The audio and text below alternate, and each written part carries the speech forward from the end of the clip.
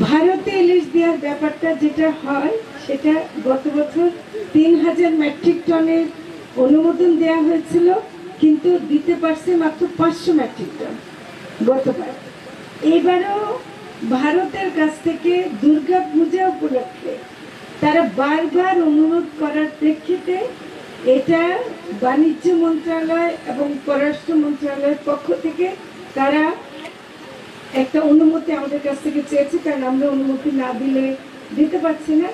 এটার জন্য 1200 metric ton দিয়েছে, দাম আগের তুলনায় বাড়িয়ে দিয়েছে। আমার মনে হয় না তারা এত নিতে পারবে। তো এখন দুর্গা পূজার কথা বলছে, বুঝছে?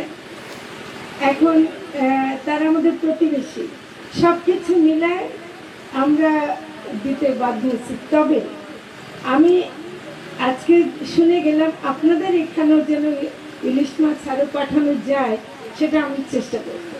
আপনাদেরকে না দিয়ে অন্য জায়গায় দিতে হচ্ছে, এটা আমার দুর্ভাগ্য।